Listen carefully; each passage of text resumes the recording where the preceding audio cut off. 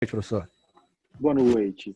Enquanto o pessoal está fazendo aí os exercícios, Sim. se eu puder me esclarecer acerca de um assunto aí que é pertinentes aí aos exercícios e tal. Claro, pois não. Quando você fala prestação de alimentos, isso implica uma obrigação que tem natureza alimentar ou essa prestação de alimentos é uma coisa diferente? É tipo uma sentença que o juiz condena, né, os pais a pagar, entendeu? A prestação de alimentos é toda prestação que tem natureza alimentar, né, característica alimentar, aquela estipulada pela Constituição, ou é outro conceito? Essa é a minha dúvida. Vou ser mais específico. Claro. Vou ser mais específico. Honorários advocatícios têm natureza alimentar. Isso é fato na jurisprudência em várias decisões aí, correto? Isso aí se enquadra no conceito de prestação de alimentos? Essa é a minha, porque tem várias questões atinentes a essa questão. No nosso caso específico aqui, ele realmente está vinculado a uma obrigação de prestação alimentícia, como a gente pode alegar, oriunda de uma decisão judicial que condena pais a pagarem pensão ao filho, ou marido, ou ex-marido, ou ex-mulher a pagar ao ex-cônjuge. Então, nesse caso aqui, não se trata, na verdade, de, vamos dizer assim, cunho de trabalho de advogado, não é honorário advocatício. Nesse caso específico do trabalho de vocês, é mais em questão de prestação alimentícia, porque no processo civil a gente vai ter um estudo de um procedimento especial somente para prestação alimentícia. E esse procedimento especial, vamos ver mais à frente, lá no 528 do CPC, ele não fala de honorário advocatício. Na verdade, é somente de prestação alimentícia para filho, pai, ex-cônjuge. Então, nesse caso, Márcio pode interpretar prestação alimentícia de quem paga alimentos. Perfeito? A Milena, mais uma vez. Deixa eu ver aqui, Milena.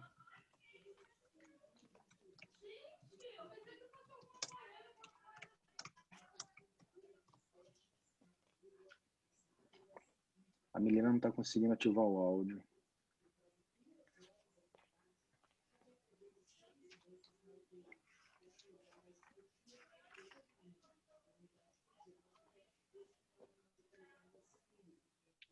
Boa, Renan, obrigado. Isso aí. Dá certo às vezes também.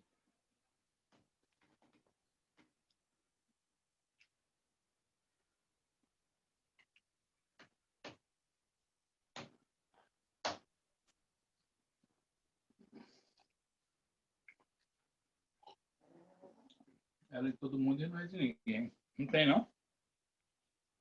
Como é que ele continua lá, né?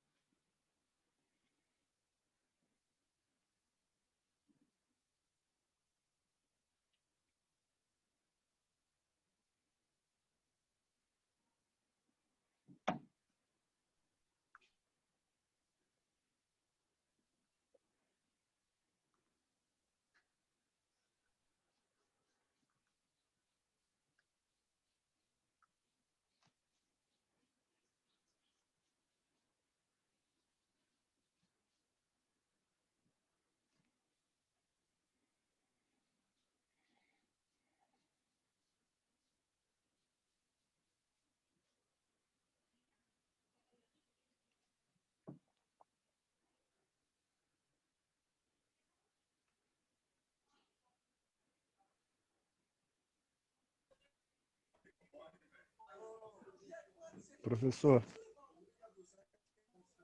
Oi, Márcio. Desculpe, né? Retornando à mesma questão. Claro. No parágrafo 2º que excepciona, do artigo 833, né, que excepciona a imperabilidade dos salários, vencimentos, A subsídios, essas imperabilidade. coisas. Isso. Aí ele fala, porque ele fala assim, pagamento de prestação alimentícia independente de sua origem. Qual é a melhor interpretação que se dá disso aqui?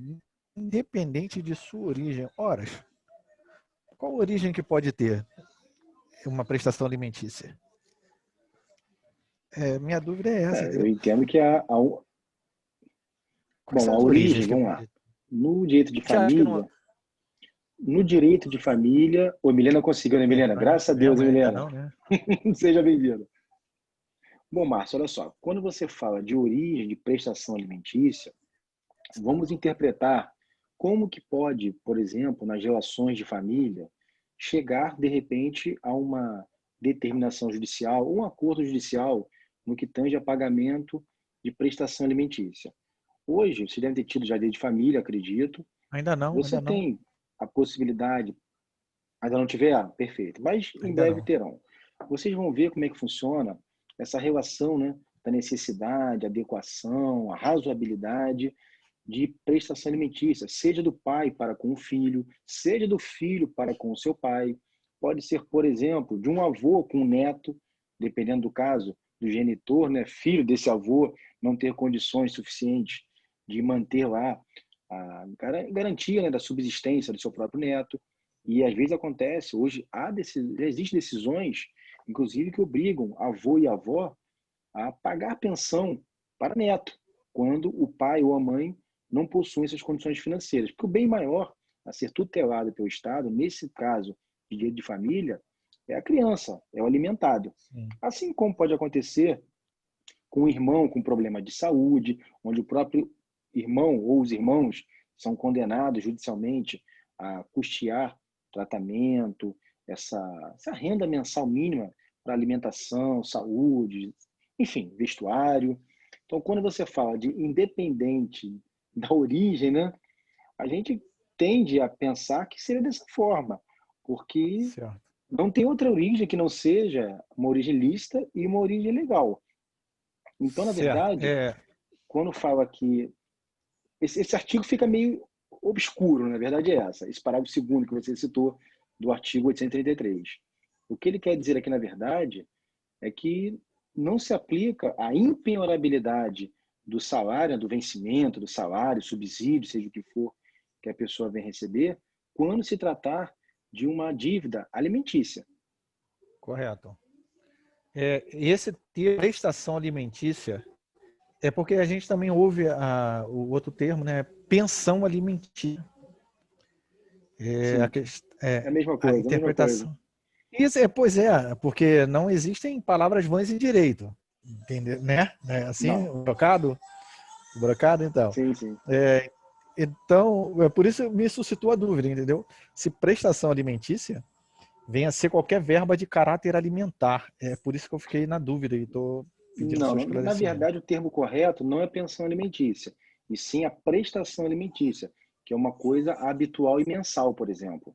É o termo jurídico Ok. correto para essa questão de condenação judicial, acordo envolvendo processo em vara de família, que é muito comum.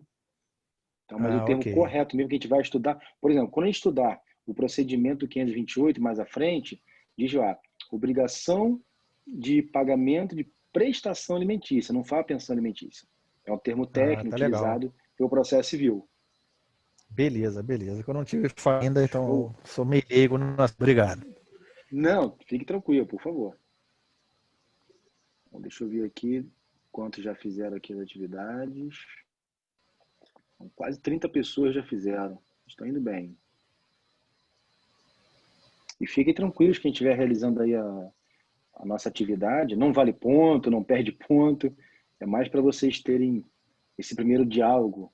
E confesso que pode ser até uma forma de vocês já terem um contato com as elaborações das questões que eu tenho costume de fazer, tanto em prova quanto em trabalho, enfim. Professor, tira uma dúvida. Senhor Claro, Cristiano, boa pois não, noite. Cristiano. Boa Estava noite, vendo lá Cristiano. que a execução de bens ela chega no cônjuge ou companheiro. Ela chega a alcançar os filhos também? Não, não, nesse caso não. Exceto Hum, quando, por exemplo, se comprova uma fraude. Vou te dar um exemplo muito comum no nosso dia a dia no processo civil. Eventualmente, o devedor ele percebe que vai ser, no caso, demandado contra ele uma ação de cobrança, uma ação de execução, o que seja. O que ele faz? Ele doa seus bens para os filhos, para o primo, para o amigo. Então, pode recair sim sobre o filho. Mas, no primeiro momento, nenhum filho é obrigado a custear ou ser responsabilizado por dívidas do pai. Isso em vida. Mas, quando o pai ou a mãe vier a falecer, aí vem aquele processo de inventário. E no inventário, os sucessores, eles recebem tanto a parte boa, né, a suposta herança, como também as partes obrigacionais, que podem ser pagamentos, obrigações de fazer, obrigações de não fazer, entregar alguma coisa. Então, a sucessão, ela não é só a parte boa. Você recebe do seu parente falecido o bônus, né, E que o pode ser um ônus, né? patrimônio. Exatamente. Não, Por tudo isso bem, que porque às eu lembro vezes, uma Cristiano, reportagem que eu vi que aquele Nestor Severo, no início da Lava Jato, ele doou todos os seus bens para os filhos. sim, sim, sim. E vou te falar, é muito fácil E é por isso que eu você perguntei se detectar isso. alcançava nesse nível. Assim, teoricamente não, mas nesse caso, por exemplo, o filho ou os filhos do Cerveró, eles comprovaram, por exemplo, declaração de imposto de renda compatível com a aquisição daqueles bens? Não. Então, presume-se que isso, o processo civil, ele vai realmente entrar nessa seara do conluio, da fraude contra credores. Nesse caso aí foi exatamente o que aconteceu. Está nitidamente uma fraude, né? É, certeza. Obrigado, professor. Nada. O Bom, vamos professor, lá. Thiago, Oi, Thiago. Diga, meu amigo. deixa eu fazer uma pergunta. Quando eu vou fazer uma ação de alimentos, por exemplo, onde a parte... O pai, na verdade, ele não tem um vínculo empregatício formal. Tá dando para me ouvir tranquilo? Autônomo, por exemplo. Autônomo, por Isso. exemplo, né? Isso. Eu posso pedir aos meios formais, por exemplo, a Caixa, fundo de garantia, para poder investigar a vida dele, para saber se ele tem fundos realmente, tem alguma situação dessa forma, de um ofício, por exemplo, algo assim? Olha, o direito de família hoje está muito avançado, principalmente nessa questão de você verificar qual é a realidade financeira do réu, por exemplo. Sim. Por exemplo, aqui, a pessoa é autônoma. Advogado, por exemplo, advogado é autônomo. E a gente sabe que alguns advogados não têm o costume de declarar, de repente, tudo aquilo que ele recebe de honorários, o que é um grande erro. Muitas vezes, o seu cliente, ele declara o quanto ele pagou a título de honorários e você, enquanto advogado contratado, não declara. E vem lá o imposto de renda e depois você cai na malha fina e tem que pagar aquela tributação. Mas o que acontece? O autônomo ele tem esse hábito de se escusar, de demonstrar talvez uma média de uma, talvez, remuneração mensal. Sim. O que acontece? Não existe, por exemplo, possibilidade do juiz determinar, por exemplo, ao banco para que fale quanto ele ganha. Mas é muito comum os juízes, a requerimento da parte autora, quem está requerendo alimentos, por exemplo, oficiarem cartões de crédito. E aí o que acontece? Tiago, o cartão de crédito traz já o quê? Todas as faturas dos últimos meses. Um exemplo, se ele gasta R$5.000 de cartão de crédito mensal e ele no processo declara que ganha 2 salários mínimos, olha a incongruência que acontece. Então é muito comum essas faturas de cartão de crédito, claro que deveriam ser analisadas por que gastou, para onde foi, podem muitas das vezes dar ao convencimento do juiz uma média do quanto ganha aquele réu do processo. E aí estabelecer, como você não tem um valor fixo mensal comprovado, como você muito bem mencionou, não tem um vínculo empregatício, o juiz pode estabelecer o quê? Um valor fixo. E aí, nesse momento, essas investigações aí, essas pesquisas, esses ofícios, a cartão de crédito, movimentação financeira, tem hoje servido de muita elucidação do judiciário. Fora as redes sociais, né?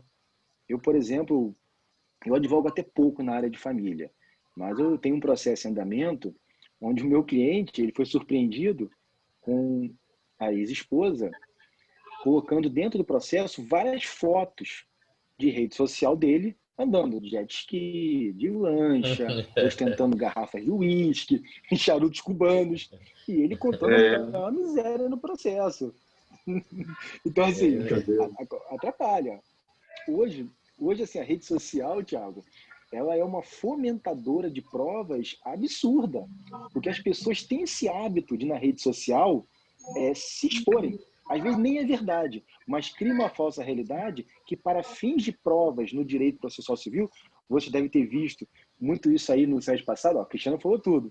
Rede social, todo mundo é rico, é feliz, não tem problema, não tem boleto vencido, não tem nada.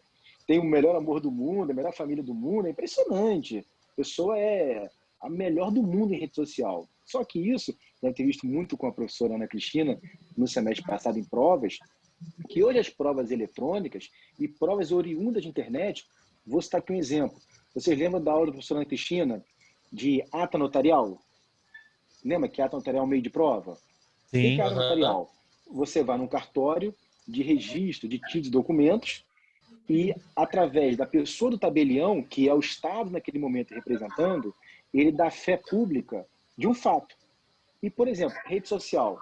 Vamos imaginar que você quer pegar o réu aí, ostentando com uísque, jet ski, lancha, e diz que não tem dinheiro para pagar pensão. Você vai lá no cartório de registro de documentos, chama o tabelião, diz que vai fazer uma ata notarial. O próprio tabelião leva você para a sala dele, abre o Facebook, por exemplo, o Instagram, no computador dele próprio, ele printa as telas que você aponta para ele e ele vai montando a ata notarial, dando fé ao quê? De todo aquele histórico de ostentação do réu. Aí você pega a ata notarial, coloca dentro do processo, o juiz olha aquilo, meu amigo, vem condenação na certa. Então, as pessoas têm que ter muita cautela com rede social. Realmente é muito dinâmico. E como o Cristiano falou, todo mundo quer aparentar ser rico em rede social. Depois, sai pela culatra. Professor. Fui Robson. Sim, Robson. pegando o gancho da sua fala, inclusive num contexto também previdenciário, né? Muitas pessoas perderam a aposentadoria, perderam o benefício mediante essa ostentação nas redes sociais. Perfeito. A Previdência Social, Robson, tem uma equipe de investigação que ela fica antenada, havendo algum indício de fraude, eles buscam as redes sociais desses beneficiários e investigam mesmo. E se for o caso, essas pessoas são demandadas em processos judiciais para restituir à União, por exemplo, de todos aqueles valores que receberam supostamente de forma indevida. Não só a Previdência, Robson, como também a Receita Federal tem feito muito isso no que tange a declaração de imposto de renda. A gente vive hoje no eterno Big Brother, falando de câmeras, né? Porque a todo tempo nós estamos sendo vigiados, seja por câmeras, seja por transações eletrônicas. Então, assim, o cerco está fechando. Não adianta você tentar se esquivar. Vale mais a pena você manter um padrão justo de vida e declarar tudo o que você faz, porque depois a pancada, vamos dizer assim, é muito maior. Mas vamos lá, meus amigos. Estou vendo aqui pela hora. Oi, desculpa. Vou fazer só uma pergunta, seu Cristiano. Só para finalizar essa parte de rede social. Assim, que muitas redes sociais elas são privadas, né? Eu dou autorização para a pessoa entrar lá. Mesmo ela sendo privada, ele pode usar ela como uma prova, porque é uma rede privada. Ele conseguiu aquela prova, vou montar uma prova ilícita, porque como minha rede é privada, eu já não quero que ninguém entre lá para ver. Não sei se eu fui claro na minha dúvida. Não, entendi. Eu acho que você está indo lá para a seara do direito penal, aquela teoria chamada teoria do fruto da árvore envenenada. Vamos lá. Quando você me fala, por exemplo, que a rede social é privada e bloqueada, ele não teve acesso. Ah, mas alguém que faz parte da rede de amigos teve acesso? Essa pessoa foi lá e printou as telas e fez a ata notarial? Continua tendo valor. Agora, vou te falar uma coisa, Cristiano. A gente na advocacia, a gente muitas vezes se torna um investigador. Vou te dar um exemplo aqui. Como que você faz uma rede privada aceitar um contato? Eu vou te falar que eu já tive esse tipo de investigação orientando clientes a fazer. Pensão alimentícia. O cara não quer mostrar a rede social. O Instagram que é privado. É mais difícil de entrar no Instagram. Se tiver privado, ninguém vê, a não ser que seja seguidor aceito por ele. Bom, essa ex-mulher, o que ela fez? Ela montou um Instagram, que não era ela, colocou uma foto de uma mulher bem voluptuosa e foi lá e pediu aceitação. E o cara aceitou. É fake? É É uma fake. armadilha, né? É uma armadilha. Aceitou, Caiu no entrou laço. e viu todas as fotos. Enfim, E, quando o cara descobriu, já era. Então, assim, é, existem é, umas técnicas, né, de investigação. verdade. Deixa eu Como só, diz, né? É, só Oi, para Thiago.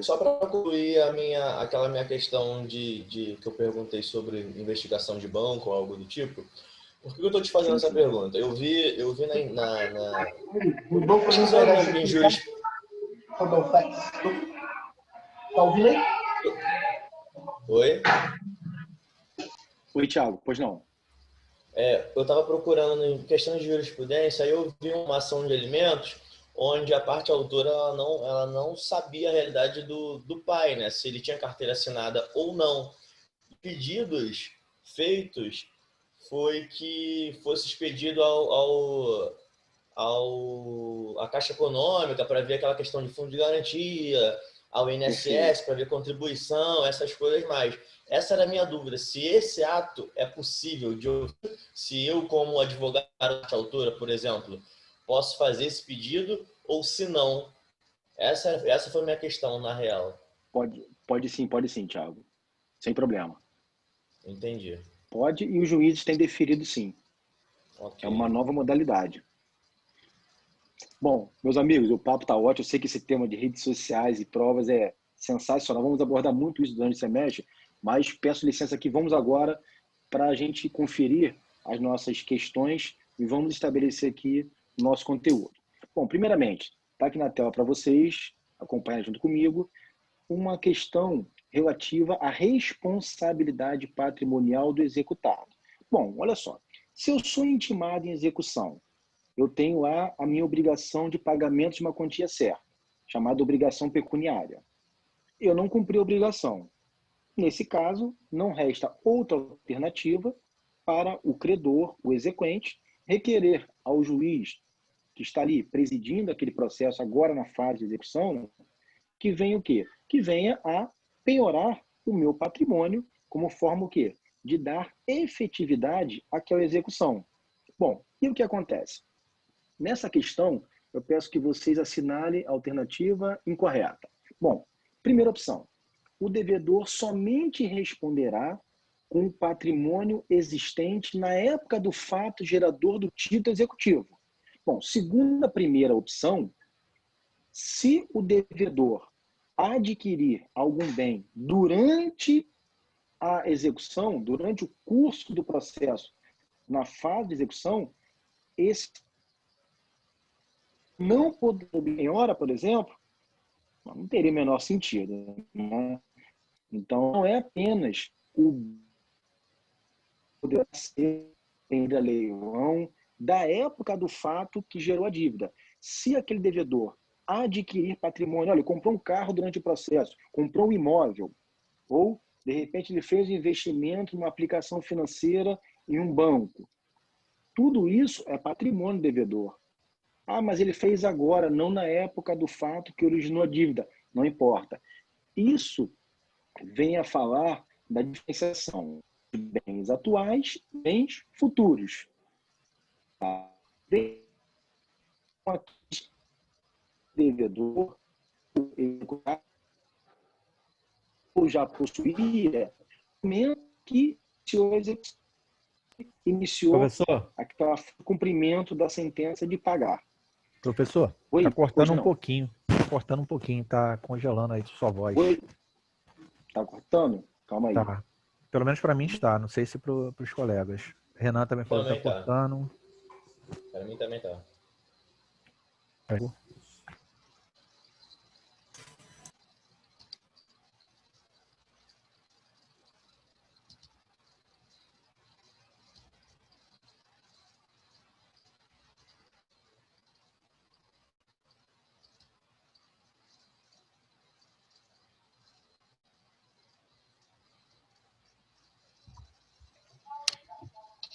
Vamos lá, melhorou agora a minha voz?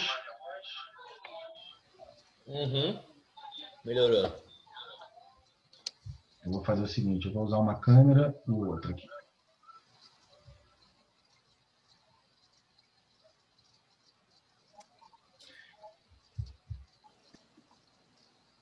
Estão me ouvindo bem agora?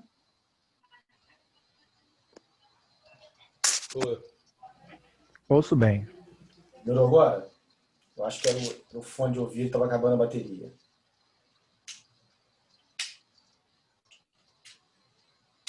Bom, perfeito. Desculpem, vamos retornar então aqui a nosso compartilhamento da tela.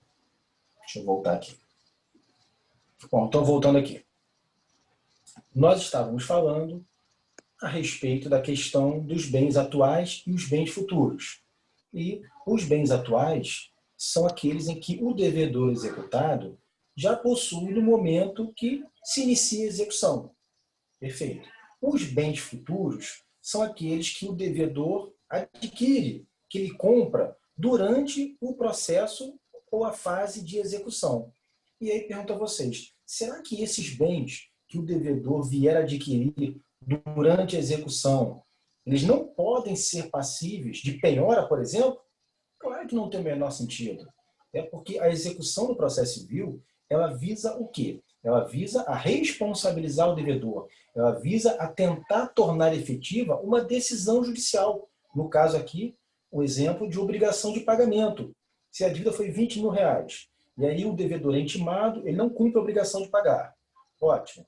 Aí ele vai ser, então, tentado contra ele um mandado de penhora de bens, e ele não tem bem nenhum, ele é insolvente. Né? O direito civil fala muito isso, a insolvência no direito civil. Devo, não nego, mas não tenho como pagar, infelizmente. E o que acontece? Ele passa a adquirir, então, patrimônio.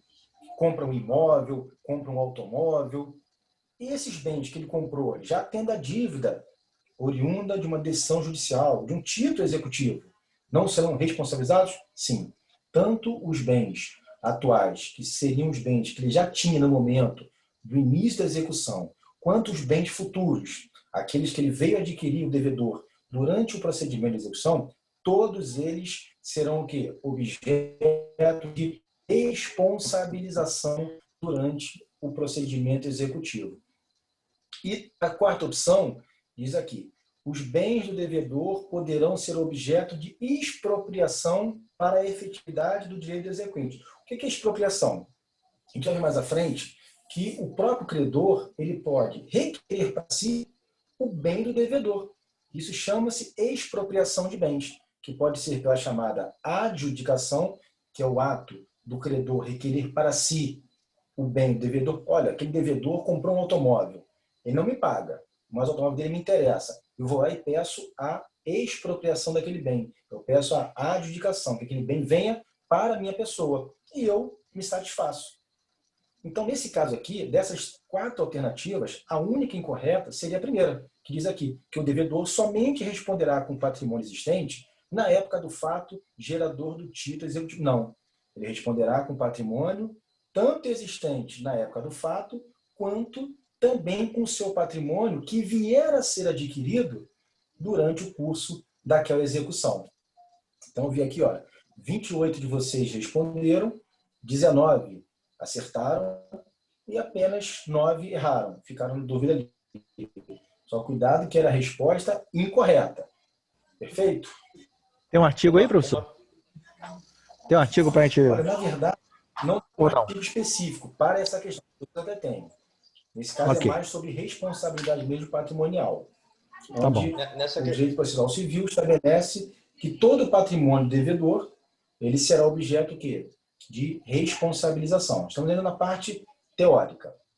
Mas eu vou depois anotar aqui para vocês, eu vou responder lá no mural, perdão, na atividade, para deixar a resposta fundamentada para vocês arquivarem, tá? Fiquem tranquilos. Nessa parte de responsabilização, professor, no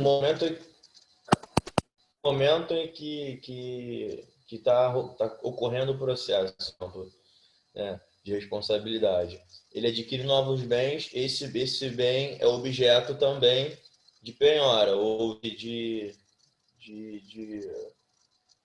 restituição da parte ao requerente, né? Mas, por exemplo, já aconteceu o processo todo, acabou o processo, ele falou realmente que deve, mas não tem como pagar. Depois do processo, acabou aquilo tudo, ele adquire novos bens. Também entra nesse caso, independente se processo ou não. Mas vamos lá. Ou eu tenho Depois do processo, que entrar com uma nova... Não entendi, professor. Não, o processo continua em andamento? Não entendi, professor, está picotando muito. O processo continua em andamento ou ele já acabou? Não, o processo acabou, ele foi condenado a pagar. Ele falou ali que não tinha condições de pagar, ok? E ficou, ele ficou com dívida, só que posteriormente ele foi e comprou alguma coisa. Eu tenho que entrar com um novo processo pedindo aqueles bens ali, a revelia daqueles bens, ou não? Não. Se o processo não foi extinto, você meramente pode, no mesmo processo, informar que ele é proprietário de algum bem. Se o processo foi extinto, aí é uma outra história. Se ele foi extinto, por exemplo, pela prescrição, depois mais à frente, no nosso final do semestre. Se foi extinto a prescrição, por exemplo, ou renúncia do crédito, você não pode mais cobrar. Professor, oi. Posso fazer uma parte aí nessa pergunta do Tiago? Claro, claro. Eu acredito que ele tenha, que a intenção dele, da pergunta dele, é no sentido do seguinte: o réu foi condenado, executado, né? Estava lá e não conseguiu achar nada no patrimônio dele que satisfizesse a dívida. Ou seja, não tinha nada, não conseguiu achar nada, não podia pagar. Posteriormente, ele adquiriu um bem que poderia, teoricamente, ser penhorado. Acho que é isso, né, que o Tiago quer dizer. Isso. Pois é, então deixa eu só fazer uma partezinha. Nesse caso, Tiago, quando não tem... O professor me corrige se eu estiver errado, por favor. Se ele não tiver bens áveis, a execução ela é suspensa nos termos do artigo 524, uma coisa assim. O professor me corrige aí. Ele é suspenso por 1 ano, por falta de bens penhoráveis. Depois desse 1 ano, começa a correr a prescrição intercorrente, que é de 5 anos. Intercorrente. Se nesses 5 anos o credor conseguir localizar um bem penhorável, ele pode executar no próprio processo, pede os arquivamentos lá, arquivado, e vai lá. Se passar esses 5 anos, e aí o cara vem adquirir um bem depois de 5 anos, aí infelizmente o credor vai ficar a ver navios porque prescreveu o direito dele. Acho mais ou menos por aí, né, professor? Então, foi exatamente o que eu respondi. Se foi extinta a execução ou não. Se não foi extinta, a execução está em andamento, ainda que seja suspensa. Se foi extinta, aí não tem jeito. E a extinção poderia ser pela prescrição, como você falou. Mas só assim, só calma, que esse assunto ainda é muito mais para frente. Estamos aí nessa parte teórica. Vai lá. Ok. Só para perder aqui o nosso roteiro. Mas é isso aí. Parabéns a vocês aí. Bom, vamos falar agora sobre o instituto chamado liquidação de sentença no processo civil. O que seria liquidação de sentença? O nome diz liquidar, tornar líquido. Muitas vezes, a sentença no processo civil ela não traz a quantia devida. A sentença apenas condena, mas não estabelece o valor, por uma questão, de repente, de não poder, naquele momento, o juiz mensurar o valor específico ou a quantia certa. Vou dar um exemplo aqui. Você entra com uma ação de cobrança de aluguéis. Quando você entra com a ação de cobrança de aluguéis e com despejo acumulado, você tinha lá 3 meses de aluguéis vencidos. Até chegar ao tempo da sentença definitiva que condena o devedor a pagar os aluguéis, talvez tenham passado mais alguns meses, acredito, pelo menos aí uns 10 meses, 1 ano. Imagine o seguinte, nessa sentença, o juiz não sabe com exatidão quantos meses posteriores à data da distribuição da ação, onde você mencionou 3 meses de dívida, ele não sabe se de repente tem mais 10, 15, 5, 3, ele apenas o quê? Reconhece o inadimplemento do devedor condenando-o a pagar os aluguéis inadimplentes e ainda com a ordem de despejo, que é a obrigação de fazer. Ótimo. Nesse momento, quando você vai pedir a execução, você tem como estabelecer o valor? Não. Por quê? Porque o próprio juiz, na sentença, ele não estabeleceu o valor correto, a quantia devida.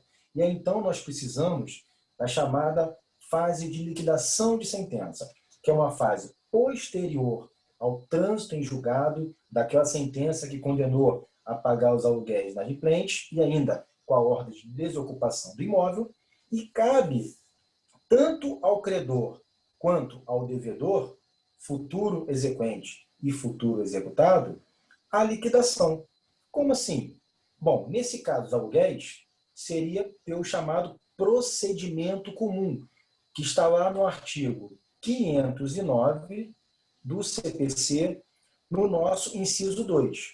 O que diz lá o 509, inciso 2? Quando a sentença condenar ao pagamento de quantia ilíquida, ou seja, não líquida, proceder-se-á à sua liquidação, sendo a requerimento do credor ou também pelo devedor. Tanto faz. Quem fizer, ótimo. E aí vem o inciso 2, pelo procedimento comum, quando houver necessidade de alegar e provar fato novo. Cuidado com esse termo fato novo. Não quer dizer que seja algum fato que não tenha sido julgado na sentença. Você não pode requerer, por exemplo, numa futura execução, algo que o juiz não condenou. A decisão do juiz, ela tem que ser específica. Você só pode executar ou requerer o cumprimento daquela sentença daquilo que foi apreciado pelo juiz. Perfeito. Então, qual é o artigo, professor? 511? 509. 9, tá, obrigado. 509, inciso 2. E aí o que acontece? Nesse procedimento comum, por exemplo, o credor que tem mais interesse em iniciar a futura execução, ele faz uma petição, ele estabelece todos os aluguéis devidos, além daqueles 3 meses, mais alguns aluguéis que foram devidos no curso do processo, faz uma planilha e junta essa petição de liquidação. O aluguel é R$1.000, além daqueles 3, ficaram mais 10 parcelas de aluguéis vencidas. Então você faz uma planilha demonstrando o quê? Os 13 meses de aluguéis que não foram pagos pelo réu do processo. Ou seja, mesmo assim, aí nós estamos lá no 511. Mesmo assim, o devedor ele terá a oportunidade, segundo o artigo 511, de, no prazo de 15 dias úteis, contestar essa planilha, por exemplo, do credor, que mostrou lá ao juiz do processo os 13 meses sem pagamento de aluguéis. Imaginemos que esse devedor, esse locatário, ele tenha pago 5 daqueles 10 que foram alegados inadimplentes durante o processo. Essa será a oportunidade, segundo o artigo 511, do devedor contestar aquela liquidação pelo procedimento comum. Bom, já a liquidação liquidação por arbitramento, ela é uma liquidação que poderá exigir uma perícia. Como assim? É uma liquidação mais técnica. Vou dar um exemplo para vocês aqui. Eu estou vivendo esse exemplo aqui no meu apartamento. Eu estou aqui fazendo obra em 2 banheiros, porque o meu apartamento está passando, não umidade, mas vazando água para o apartamento aqui embaixo da minha residência, o meu vizinho de baixo. Automaticamente, em que pese, certamente, a falha foi da empresa que construiu esse imóvel, a responsabilidade é minha, porque a água está indo do meu apartamento para o apartamento aqui da vizinha de baixo. E aí? Vamos imaginar que eu não faça o conserto. Não é o caso, pelo amor de Deus. Tenho um pedreiro fazendo toda a obra já, consertando gesso, tudo, obviamente, por minha conta, que eu sou o responsável. Enfim, vamos imaginar que eu não fizesse. E a vizinha, chateada com esse dano que foi causado ao apartamento dela, entre com uma ação judicial contra a minha pessoa. Uma ação indenizatória pelos danos que eu causei ao apartamento dela, enquanto vizinho. Vem a sentença. Essa sentença do juiz reconhece que a responsabilidade é minha, verificou-se até com uma perícia que a água realmente sai do meu apartamento para danificar o dela. Qual o valor de indenização ou o valor de reparação para o conserto do apartamento da minha vizinha? Eu não sei. O juiz sabe? Também confesso que não. E ele dá uma decisão, condenando o réu Rodrigo a pagar toda a obra lá do apartamento da vizinha, conforme ali ficou provado no processo a responsabilidade. Perfeito. É uma sentença ilíquida. E como que eu vou liquidar essa sentença? Nesse caso, eu, tecnicamente, não tenho condições de avaliar. E talvez nenhum advogado. Mas eu tenho, por exemplo, a figura de um engenheiro civil, que poderá avaliar e verificar qual a mão de obra necessária, quais os produtos hidráulicos, elétricos, estruturais que serão adquiridos para o quê? Para a reparação do bem imóvel aqui da minha vizinha. Então, isso seria uma liquidação de sentença por arbitramento, onde você traz o quê? A figura, como diz aqui o inciso 1 do artigo 509. Liquidação por arbitramento, quando determinado pela sentença, ou seja, a própria sentença do juiz verifica que será o quê? Objeto futuro de liquidação por arbitramento, porque a natureza daquela demanda exige o quê? Um parecer técnico. Não basta a indicação de valor, tem que ter uma comprovação técnica. Aí diz aqui, ó, convencionado pelas partes ou exigido pela natureza do objeto de liquidação. Essa natureza não exige uma liquidação mais técnica? Eu preciso de alguém, de um engenheiro civil, para avaliar qual o dano e qual será o valor que eu vou ter que pagar para a realização da obra, da aquisição dos produtos. E aí tem o artigo 510, que diz aqui, na liquidação por arbitramento, o juiz intimará as partes para a apresentação de pareceres ou documentos elucidativos, no prazo que fixar. Então, perceba que não tem o prazo de 15 dias para outra parte contestar. Esse prazo é a critério do juiz. E caso possa decidir, e caso não consiga decidir com esses documentos trazidos pelas partes, o juiz, então, irá nomear um perito, observando-se, no que couber, o procedimento da prova pericial, que vocês viram no semestre passado, onde o perito é nomeado, ele é intimado, ele vai até o processo e determina seus honorários, as partes entendem, impugnam, reclamam, aceitam, e assim será conduzido. Então, percebam, quando houver necessidade de uma perícia, será sempre o quê? O procedimento da liquidação por arbitramento, quando houver necessidade de perícia. É até a nossa terceira opção, mas eu acho que ela está mal formulada, porque nem sempre haverá necessidade de perícia, como diz aqui o 510. O juiz pode entender que os documentos trazidos pelas partes foram elucidativos, que eles realmente, aqueles pareceres, já conseguem dirimir as dúvidas do próprio magistrado e chegar a uma quantia devida. Não sendo esses documentos, esses pareceres, vamos dizer assim, completos, para você chegar a uma quantia devida, aí sim o juiz nomeará perito. Então vamos voltar agora para a nossa... Oi, pois não. Eu ia fazer essa observação aí, nessa questão aí. Porque ela em haverá como uma aminação obrigatória. Sim. Na verdade, só se houver a necessidade, né? Isso. Mas já que você já fez... De necessidade. Aqui está parecendo que sempre haverá. Foi um erro meu aqui, uma falha minha. Mas foi apenas um caiu nessa falha. Que bom. Mas pode entender também como sendo uma resposta incorreta. Então vamos lá. Primeira opção. A liquidação poderá ser por arbitramento ou pelo procedimento comum. Então, isso é fato. 509 do CPC, incisos 1 e 2. Já define. 2. A liquidação poderá ser iniciada pelo devedor ou pelo credor. O próprio caput do 509, ele já fala sobre isso. A requerimento do credor ou do devedor. 4 aqui escorregaram nessa. A terceira, que é na liquidação por arbitramento, quando houver a necessidade de perícia, terá que ser através dessa forma para chegar à quantia devida. Talvez fosse o melhor texto. Aqui foi falha minha.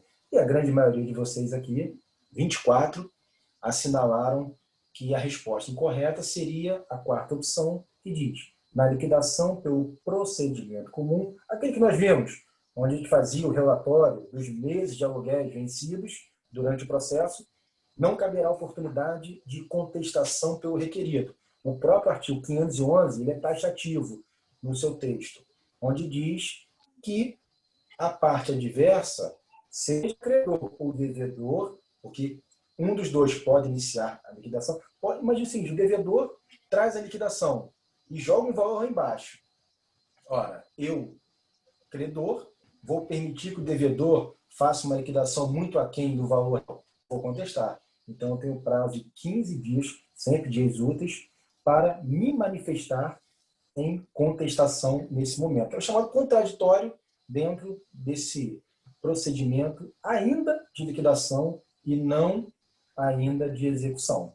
Então, a nossa resposta, no caso incorreta, seria a quarta opção, conforme o artigo 511 do Código de Processo Civil. Professor? Professor? Oi, diga. Pois não. Na liquidação, pelo procedimento comum, né, que tem que alegar fato novo, quando houver alegar e provar fato novo. Isso. Como é que se dá isso daí? É porque me parece que por arbitramento é a regra, pelo procedimento é a exceção. Como é que se funciona? Que fato novo seria esse? Então, na verdade, ter fato novo não é algo que não esteja na sentença. É algo que foi incompletamente investigado na sentença. Como eu falei aqui, você não tinha como mensurar na sentença, enquanto juiz, quantos meses de aluguéis eram devidos. O juiz sabia que na distribuição da ação de cobrança eram 3 meses. Mas durante o processo, que durou 10 meses, acumularam-se 13 meses de inadimplência. Então, na verdade, o CPC traz esse termo fato novo e a impressão que dá quando você lê e você analisa de forma literal é que, poxa, eu posso trazer um fato novo da sentença. Não, não posso. Porque um fato novo, ele não foi objeto de apreciação. Então, na verdade, esse texto do CPC deveria trazer essa expressão, um fato que foi incompletamente investigado na sentença. Eu acho que a literalidade da lei está um pouco confusa, né? Tá, verdade. Isso dá realmente essa impressão, provar fato novo, porque pelo exemplo que o senhor deu aí, não é um fato novo. Porque vai responder pelo 511 e não pelo 523, né? Vai responder aqui para contestar, para não impugnar. Olha só. O 523 nem começou ainda. O 523 já é uma ação de execução, que não começou. Isso, só depois, perfeito. Depois que vem o 523, que é a intimação da liquidação de obrigação pecuniária. Isso é antes ainda, é antes. Tá. Ok. Obrigado, professor. Esse texto normativo, ele deveria ter sido melhor escrito, mais técnico. O que dá a impressão, se a sentença transitou em julgado, eu posso executar alguma coisa que não está na sentença? Isso não existe. A execução não se limita àquilo que foi julgado? Ou seja, é contraditório, o próprio CPC. Então, dá essa impressão. Bom, vamos já então. Falando sobre essa impenhorabilidade de alguns bens na execução no processo civil. Bom, o artigo 833, ele traz lá que são impenhoráveis, conforme seu caput. Aí vem uma série de bens aqui, elencados no artigo 833, que não podem ser passíveis de penhora. Até lá, o inciso 12. Mas o parágrafo 2º, ele, por exemplo, ele já traz, como vocês mencionaram até mesmo antes de começar a correção, a questão da relativização da penhora de salários, de vencimentos, não é isso? Quando se tratar, por exemplo, de obrigação de natureza de prestação alimentícia, enfim. Mas vamos ver aqui anteriormente como são esses bens e realmente se eles são impenhoráveis ou não. Inciso 1. Os bens inalienáveis e os declaráveis por atos voluntários não sujeitos à execução. Bom, aqueles bens inalienáveis. Artigo 833. Deixa eu botar para vocês. Ok. Aí vamos lá, bens inalienáveis. Imagine o seguinte, vocês tiveram direito administrativo, com o professor Fred, inclusive, e vocês estudaram que o patrimônio público é impenhorável. Perfeito? Já não tem o menor sentido você pensar, eu vou penhorar o prédio da prefeitura, eu tenho uma execução contra a fazenda pública municipal, eu vou penhorar o prédio da prefeitura. Não pode. São o quê? Patrimônios inalienáveis. São casos já estabelecidos por lei. Agora vamos para a parte que realmente é controversa. Móveis, pertences, utilidades domésticas, aquelas que guarnecem, né, a residência do devedor. Ponto. Não quer dizer que móvel, sofá, cama, mesa, cadeira são impenhoráveis. É isso? E as utilidades domésticas, por exemplo, a máquina de lavar, a geladeira, o fogão, a televisão, o ar-condicionado, tudo isso, segundo o inciso 2 do artigo 833, são impenhoráveis. Aí vem a vírgula, salvo os de elevado valor ou os que ultrapassem as necessidades comuns correspondentes a um médio padrão de vida. Então, qual é a informação que passa pelo CPC no artigo 833? Que esses bens móveis, pertences, utilidades domésticas são impenhoráveis, exceto quando se tratam de valores excessivos. Aquela geladeira de 20 mil reais sem televisão, aquele sofá que faz massagem elétrico, aquela televisão de 100 polegadas, aquele ar-condicionado de 48 mil BTUs, enfim, são bens de padrão médio de vida brasileira? Não, são de elevado valor. Então, cuidado. No CPC, ele chama de impenhorável, mas traz a exceção a esses bens de valores excessivos ou necessidades comuns. Professor, professor, está cortando. Está picotando, professor.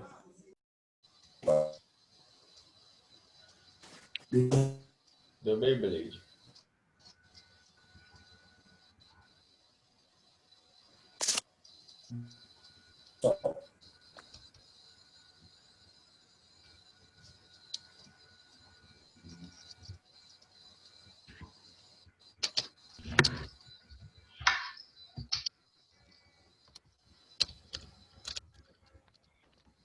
Dudu, mudei de WhatsApp. Agora, conseguiu agora me ouvir? Aham. Deixa eu desligar o outro aqui.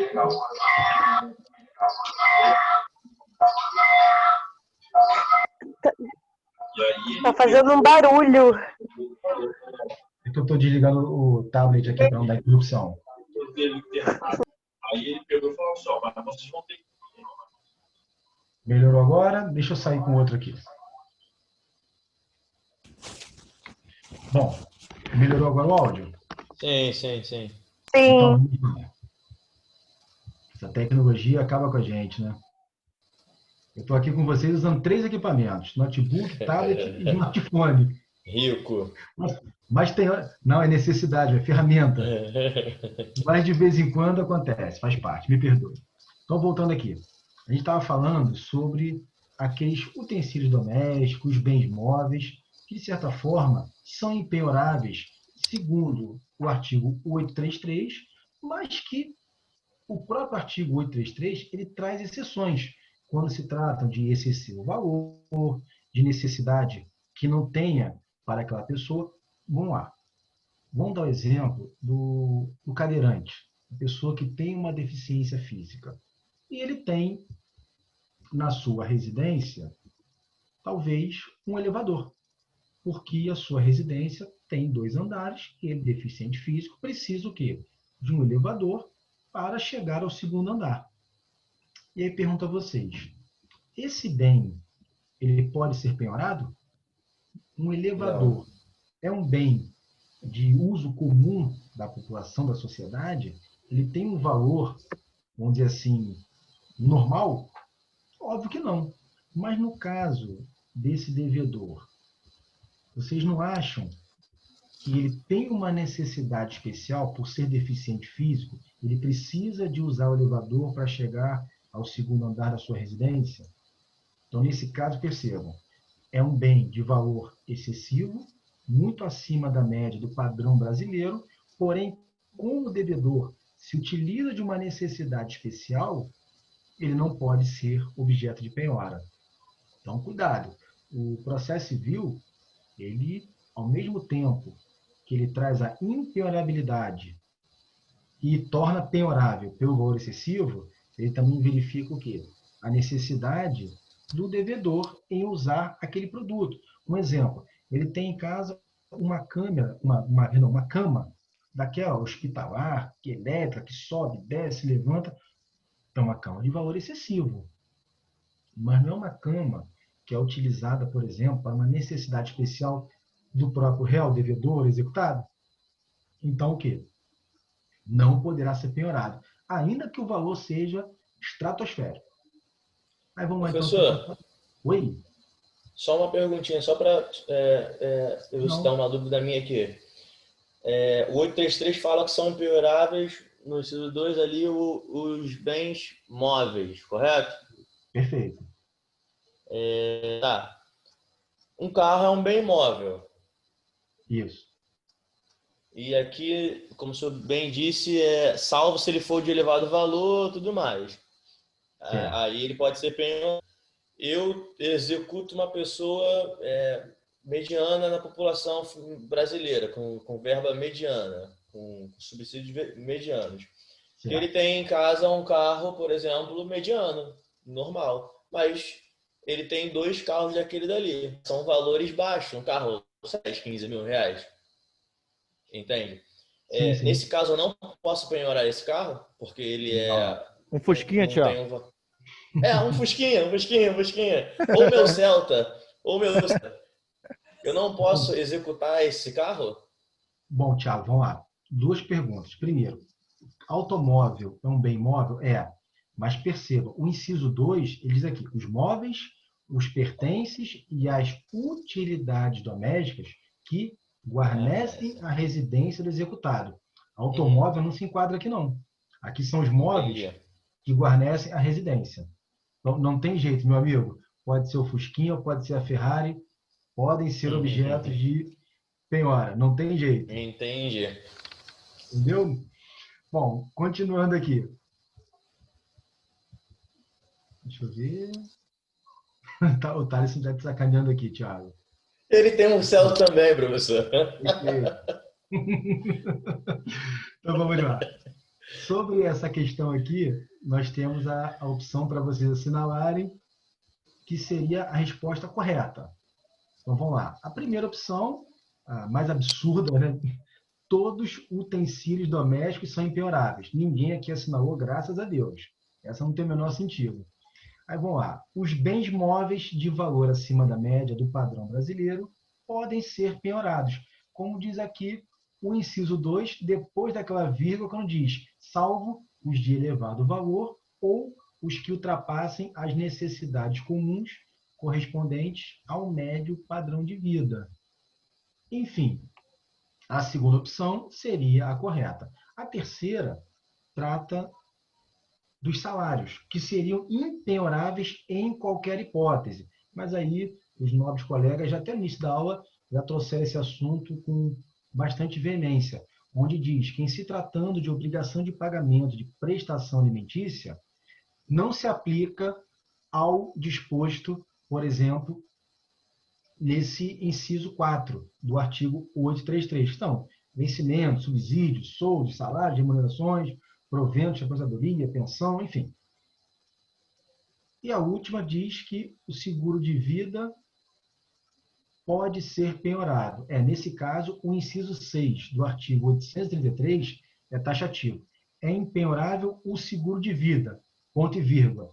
Nessa não tem o salvo. Se foi muito ou foi pouco o valor do seguro de vida, a título de prêmio, né? Que é o termo técnico, não é o termo vulgar, por favor, de quem irá receber como beneficiário.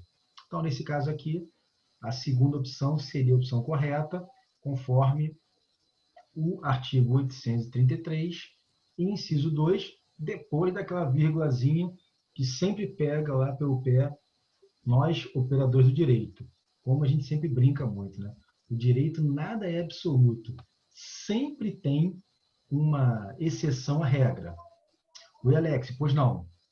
Decisões em sentido contrário sobre, pois não. Seguro de vida, é isso? Sim, exatamente. É uma questão controversa. Conforme o CPC, Alex, aqui é taxativo, não cabe. Mas a gente tem aí, não é uma jurisprudência dominante, mas existe aí sim uma divergência até na jurisprudência atual aí dos tribunais em se tratando, né, do seguro de vida. Mas lembrando que muitas vezes o patrimônio do devedor ele pode estar sendo inserido no processo de inventário, que não é o caso do seguro de vida. O seguro de vida tem um beneficiário específico. Mas